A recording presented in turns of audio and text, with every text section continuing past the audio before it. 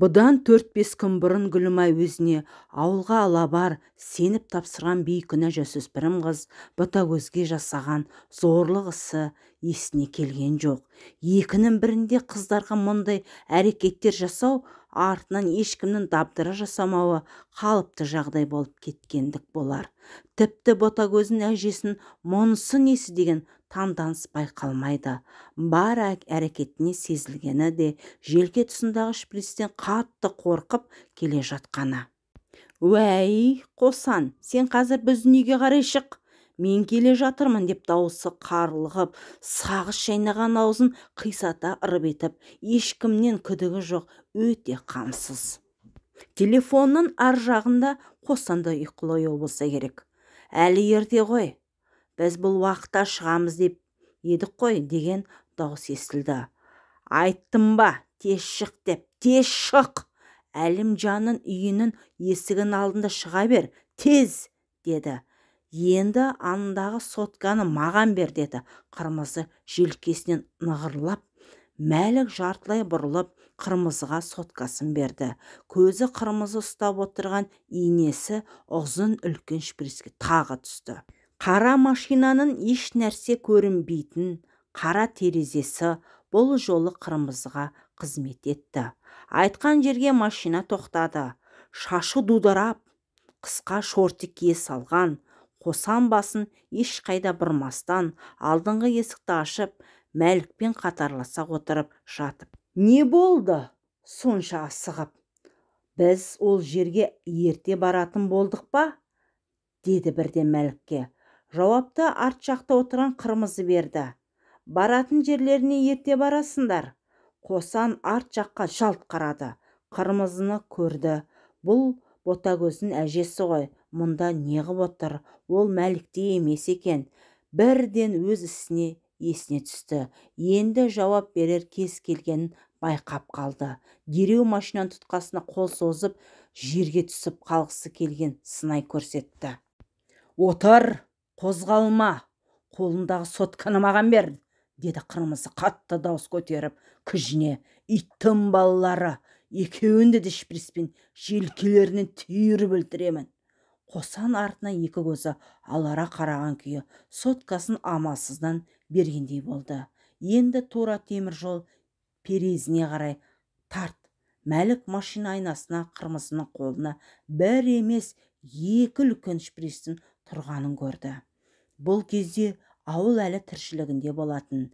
Жеке малдарының қарны әбден тойғызып, кештетіп келе жатқан малшылар, шабындықта шөп ұрған шөпшілер, азды көпті егін еккендер техникалармен осы ауыл ортасындағы теміржол бекеті арқылы арлы-берлі өтіп жататын кез. Автожолдың теміржол кесіп өтетін бекетіне дейін едәуір жер, қара жеңіл машина асфальты жоқ жерлерге шыққанда шоқалақтап қалды. Алда отырған екеуі үнсіз, бір-біріне қарамайды да. «Мына Ботагөздің әжесі бізді қайда апарады? Аудандағы полицияға ма екен?» деп ойлады Қосан ішінен. «Блин, басым шатылды бәлеге. Бізді бір жерге өлтіруге апара жатыр-ау, әлде өлтіріп көмуге алып бара жатыр ма? Мына перезден өтсек ар жағында мола тұр ғой, соған әкеле жатыр бізді» деді Мәлік ішінен. Әрқайсы өз бастарын ойлап отырды. Темір жолдан кесіп өтетін жер жақын қалды. Алыстан оң жақ тұстан жүйткіп келе жатқан бір жүк пойызының төбесі көрінді. Қырмызының ойлаған жоспары өз-өзін ретімен жүзеге асып келе жатқандай. «Иттің ғана балалары» деді бір кезде күйініп. «Менің Ботагөзімді сендер неге ғана жылаттыңдар? Артында әкесі жоқ, іздеушісі жоқ, қорғаушы жоқ дедіңдер ме? Әкелерінің байлықтары сендерді өлімнен құтқара ма? Қазір сендердің қылықтарынан бір ғана Ботагөз емес, талай қыздың көз жасына қалғандарында байқадым ғой мен.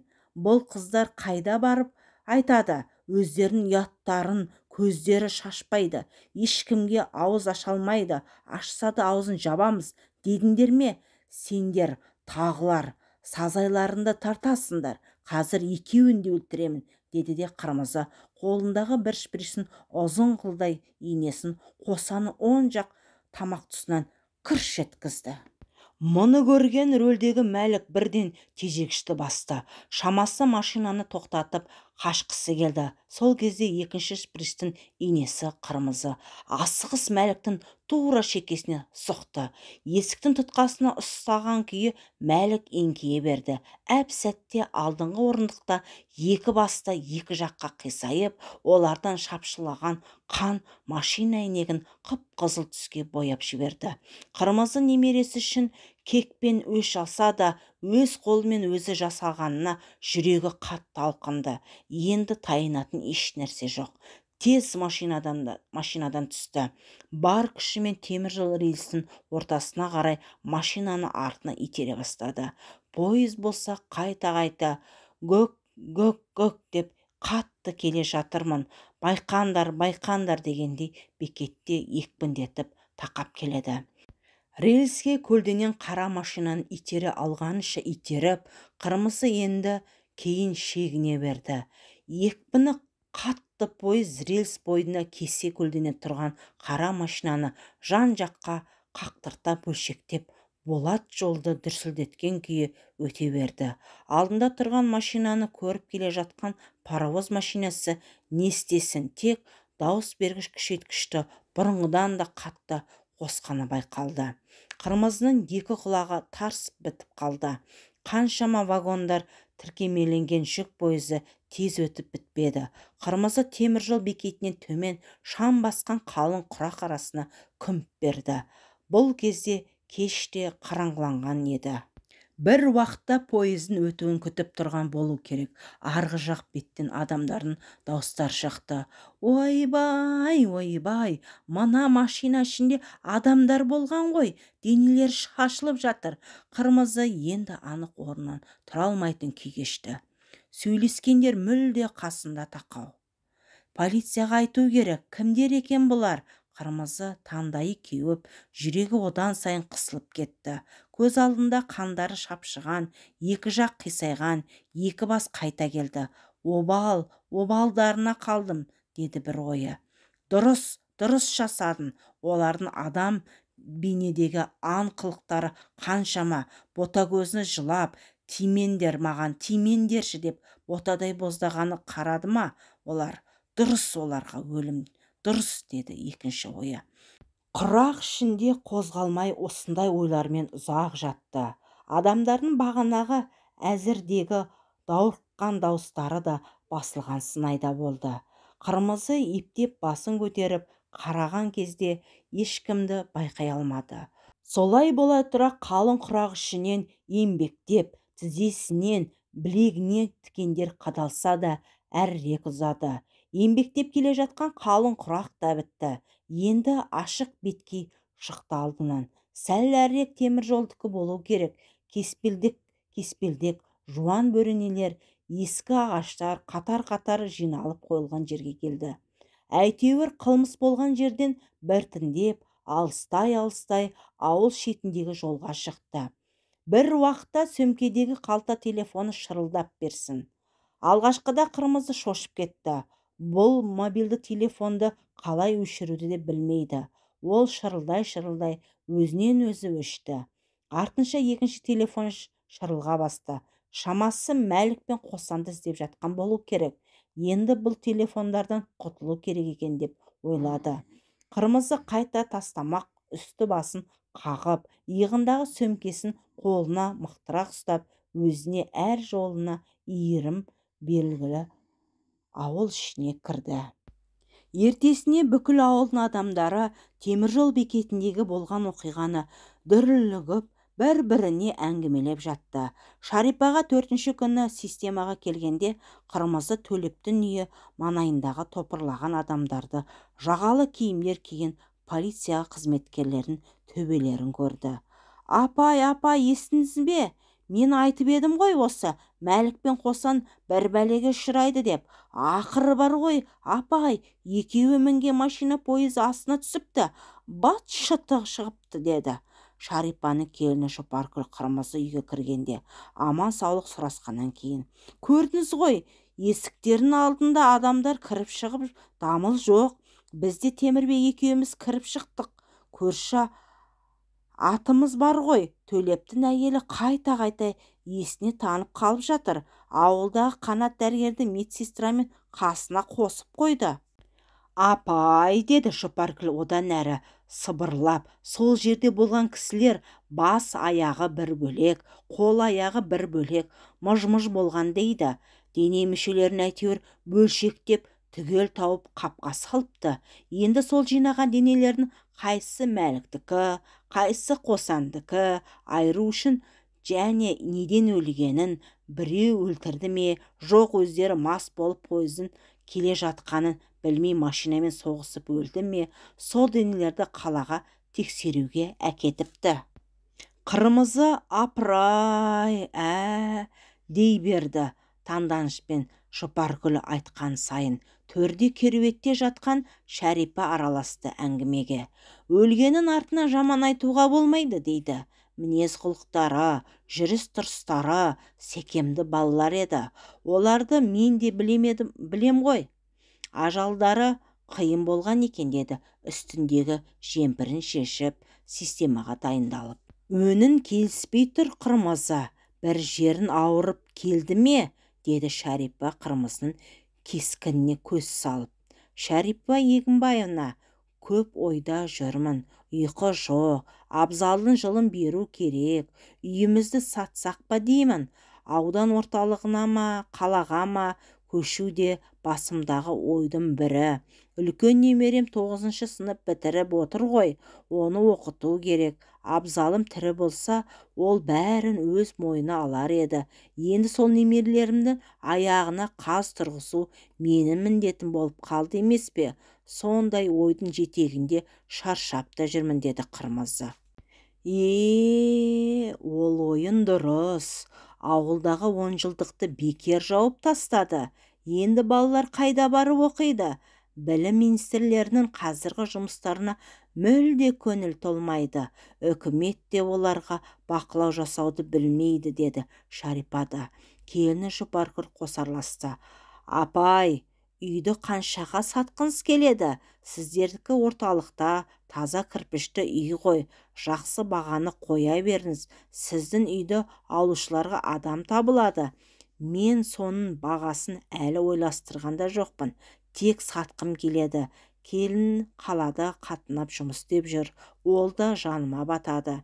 Мен онда сіздің үйін сатады деп айта жүрейін, апай. Уайым етпеңіз, құны жақсы болады. Ондай үй жоқ қой қазір. Апа, Төлептің баласы мен Азамат Құсайыновтың баласын біреулер өлтіріп, пойыздың астына тастап жіберген дей ме? Жұрт шуылдап жүр ғой ауылда. Ботагөзге айттым жаңа, өздеріне сол керек. Қайта біреулер өлтіріп жақсы болды. Әйтпесе мен өзім өлтірер едім, дейді апа. Ботагөздің басындағы жағдай болған, біреу өлтірген шығар, қайтесін оны айтып. Кетсін бәрі өздерімен, деп Қырмызы әже келінің сөзіне мән бермеген сынайда болды. Сөзін әрмен жалғастырды. Үйді сататынды жаңа Жұпаркүлге құлақ ағыс жасадым. Қалаға көшеміз. Ботагөздің оқуын әрмен жалғастырамыз. Біздің енді бұл ауылда шаруамыз жоқ. Абзалдың жылын уақытынан ерте осы айдың аяғында береміз-ау шамасы. Әженің бұл сөзін үйдің төкпірінде жүріп естіген Асқар алақайлап қуанды. Ол барып Ботагөзге айтты. Қалаға көшеміз, әжем айтты. Мен де, сен де қалада оқимыз.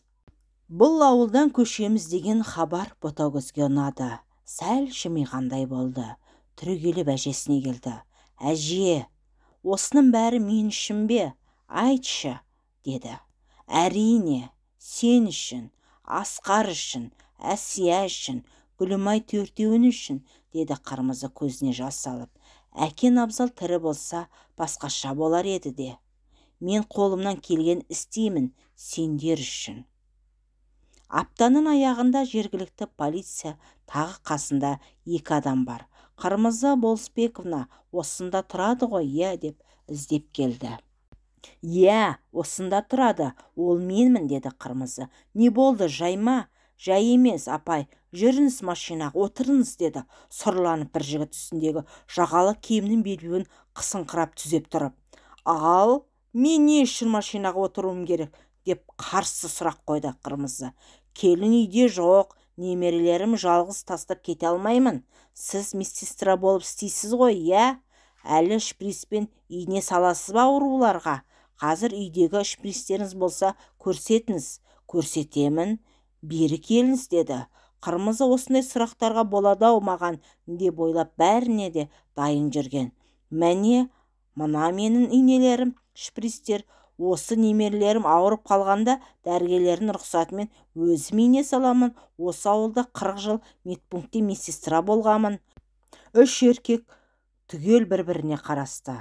Апай, деді жергілікті полицей жігіт, сіз әзірге ауылдан басқа жерге кетіп қалмаңыз. Ауылда ауыр өлім жағдайы болды. Естіген шығарсыз, тергеушілер әр қырынан тергеу жүргізуде. Ол жігіттерге менің қатысым қанша? Аларым жоқ, берерім жоқ. Жас емеспін, машинада қыдырып жүретін. Қырмызы даусын көтерді. Апай, біз барлық қырынан тексеріп жүрміз. Оған айып етпеңіз, деді бір жігіт, басқалардан гөрі сыпайы сөйлесіп. Ауылдың әкімі Азамат Құсайынов пен бензин сататын станцияға бастығы Төлеп Есенжолов. Ұлдарымыздың өліміне кінәліні тауып беріңдер. Қанша сұрасаңдар сонша ақысын береміз, деп қаладан арнайы орыннан өліктерге сараптама жасатқан, іс кесетін, тергейтін тәжірибелі тергеушілер жалдаған. Бұл келгендер солар болатын. Алдын болжай білетін Қырмызы әжей тергеушілер үйден шыға салысымен келініне шұғыл тапсырма берді. Дәл қазір жиналыңдар, ешкімнің көзіне түспей автожолға шығып, машина ұстаңдар да қалаға жетіп қалыңдар. Мына мекенжайда менің Бибігүл деген сыныптасым тұрады. Күн жарықта қағаздағы көше мен үйді тауып алдыңдар. Олар пәтер жалдайды. Менің атымнан өтіңдер, пәтеріне алсын. Байланыс болатын сол үй болады. Мен жаққа ауылға келмеңдер. Ботагөзді ертең таңертең тергеушілер шақырса, Ботагөз оларға барлық шындықты айтып қояды. Ал шындық айтылса, аналардың өлімін Ботагөзден көреді. Әзірге мына ақшаны керектеріне жаратыңдар, деп Қырмызы келіні Гүлімайға қалтасына бір бума ақша береді. Апа, біз ана сыныптастарымызға не дейміз? Үйді сатқалы жатыр әжеміз. Біз қаладан үй сатып алатын болдық. Мектепке жақын сатылатын үй болса, соны алдын ала қарауға келдік дей беріңдер. Олар үй көрсетсе, барып қарап үй таңдағандай болыңдар. Бағасын сұраңдар, деді Қырмызы.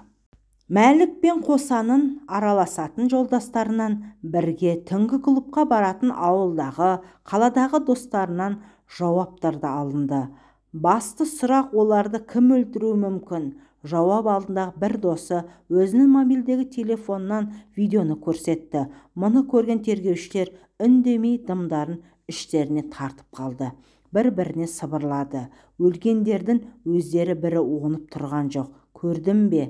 Мынау криминал ғой нағыз. Мына қызды табу керек. Өлтірген адам табылады. Тіпті обал жасаған екен. Ал мұны не үшін түсірген? Ақмақтықтан. Бәлкім мақтан үшін.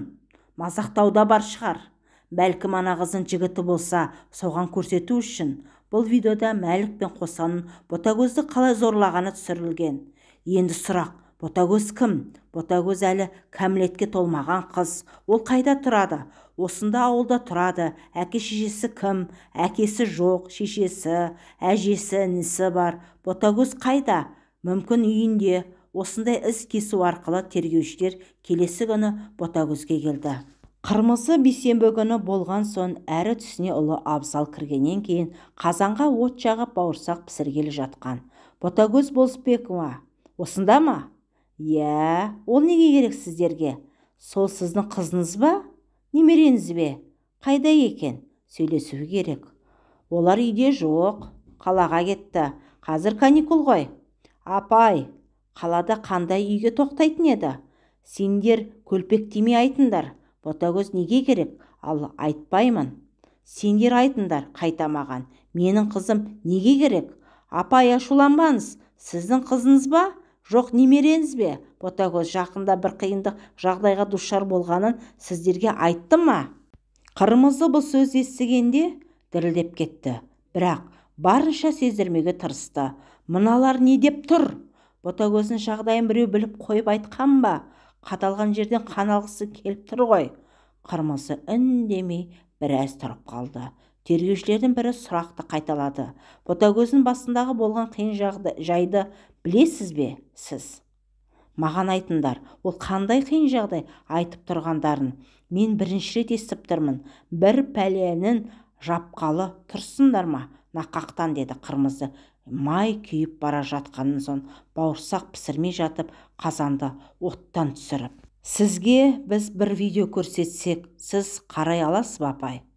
Қырмызы еш нәрсе түсінбей қалды. Аналар сотканы жарқыратып ашып видеоны көрсете бастағанда, оның ішіндегі Ботагөздің тыр жалаңаш денесіне жабысқан зорлықшының көріп, жан ұшыра айқайлаған немересінің даусын естіп, Қырмызы бірден құлап түсті.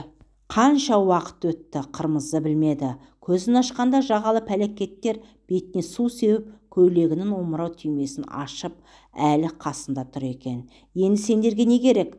Қызымды зорлауға қатысқан сендерсіңдер ме оңбаған? Неғып тұрсыңдар бұл жерде, деп Қырмызы даусын көтере бастаған еді. Бірі Қырмызыға келіп: апай, сіздің қызды зорлағандар Мәлік пен Қосан. Сіз жаңа видеоны толық көрген жоқсыз. Енді Мәлік пен Қосанды кім өлтірді деген сұрақ туып тұрған жоқ па? Және оларға жасалған сараптамада белгілі болғандай, біреулердің шекесіне, біреуінің мойнына шприц шаншылған. Мүмкін сіз немесе қызыңыз Ботагөз бұл іске барған. Өйткені сіз шприцті қолдана аласыз, ал Ботагөзде қолдана алуы мүмкін ғой. Сіз жоқта шприцті алып, немесе келіңіз, үшеуіңіздің біреуіңіз жүк пойызының машинесі көлденең машинаны бір әйелдің иттергенін көрдім деген хабар айтқан тақау маңдағы станция басшылығына. Барлық болжамдар сіздерге тіреледі. Полиция машинасына сіз отыруыңызға енді бүгін тура келеді. Әйтпесе Ботагөзге, келіңізге іздеу саламыз, оларды табамыз, сұраймыз. Мүмкін сіз оларды ауылдан әдейі қалаға қашыртып жіберіп отырған шығарсыз. Қырмызы бұдан әрі шыдамады. Алып баратын жерлеріне апара беріңдер. Ана оңбағандарды өлтірген менмін. Қызым да келінім де ешнәрсе білмейді. Жаңа көрдіңдер ана түсіргендерді. Оның өзі қылмыс емес пе? Жасөспірім қызды зорлаған, оларды неге ақтап өлтіргенді іздейсіздер? Өздерінде көрдіңдер ғой, өлуге тиісті олар. Өлтірдім. Сендердің бауырлас қарындастарын жоқ па? Оларға біреу осылай зәбір берсе не істер едіңдер? Мен бұл ісіме еш өкінбеймін, деді Қырмызы батыл сөйлеп. 62 жастағы Болысбекова Қырмызы сотқа дейін де, сот кезінде де, өзін соңғы сөз берілгенде де істеген ісінің дұрыстығынан бір танған жоқ. Мен қайта бұл ісімен көптеген қыздың қорлауын сақтадым. Олар бұлай жүре берсе, талай қызды зорлық жасар еді, деп қайта қосып қойды. Мәлік пен Қосанның түсіріп жіберген видеолары Қырмызының күнәсін қайта жеңілдетуге ықпал етті. Оның үстіне Шарипова Егінбаеваның Астанада қызы Айнұр жалдаған білікті адвокат Қырмызы Болысбекованың ісін жақсы ақтап шықты. 2 айдан кейін сот үкімі шығарды. Қырмызы Болысбекова 6 жыл бас бостандығынан айырылып, жалпы режимдегі колонияға жіберілді. Алайда Қырмызы колонияға барған соң 2 айдан кейін жүрек ауруынан дүниеден өтті. Ауылда баласы Абзалдың қасына жерленді. Қырмызының ауылдағы үйі жақсы сатылып, кейін Гүлімай қаладан жер үй сатып алды. Ботагөз іні-сіңлісімен қаладағы жаңа 11 жылдық мектепте оқуларын жалғастырды.